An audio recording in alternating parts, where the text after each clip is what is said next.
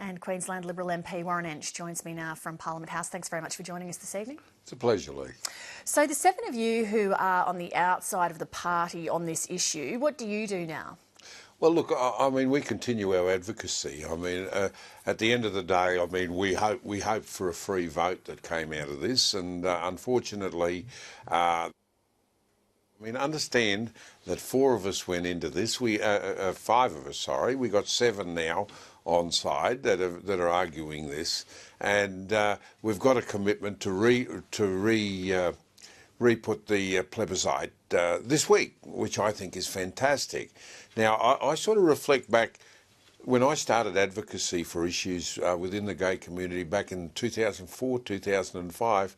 I was the only person on both sides of the parliament that stood up and raised a concern about some of the inadequacies, if you like, the unfairness, the discrimination. And whenever I spoke in the party room, people would duck underneath the desks and hide in the cupboards. They really didn't want to discuss it. Same on the other side, knocking on the door of Rudd and others. They just didn't want to let me in. We've moved a long way forward since then. And the debate that we had today, while I would have hoped that we would have got a majority saying, rightio, let's go straight to a vote in the Parliament, which I think we should. I mean, we've had votes on we had a vote in the Parliament on the changes to the Marriage Act when John Howard introduced them, when I first got involved in this and asked questions.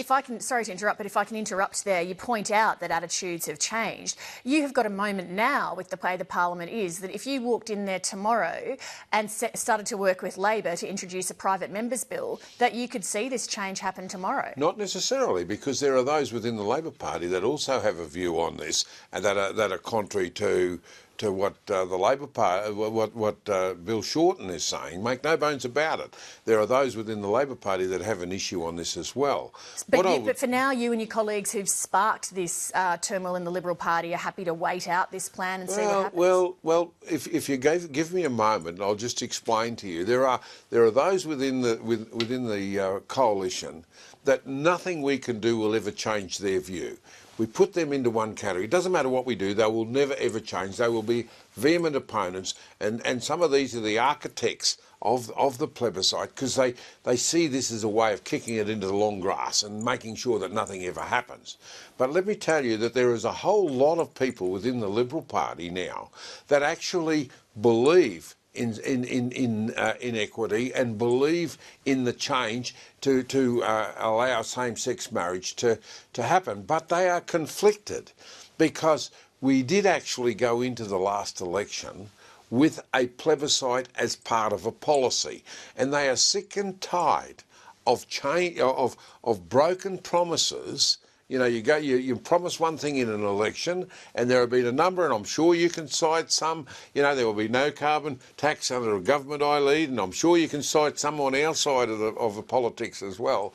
And they're saying, well, this is a promise that was made to the people. We don't want to break it. That's the reason we know. But given that public opinion polls show a strong majority of Australians want same-sex marriage, and further that it's not even a front-of-mind issue for a majority of people, why is the Liberal Party tying itself in such knots over this? Look, you know, I asked those questions as well, and I'm prepared to vote on it today. But unfortunately, you know, as I say, let's put aside those that are never ever going to change their view, but there is a very large number that are conflicted. They support marriage equality, but they also want to they want to be you know, they honour the commitments they made as they went into the election. Well, and let me tell you that come the next election, this won't be a I can pretty much guarantee it won't be a policy. However, we've got to give it our best shot, and from my perspective, given that they're putting it up this week, I'm quite happy. I'm quite happy for them to give it a go. Let's see whether they get it across. I suspect they won't.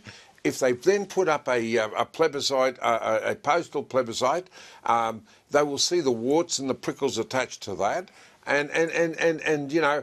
But give them a go, because at the end of the day, when we get this, I would like to think that the majority of my colleagues who support this are standing beside me when we say we've made the, you know, when we've actually achieved it. Well, let me ask you before we run out of time, if there's a postal plebiscite and it comes back with a no, then what will you do?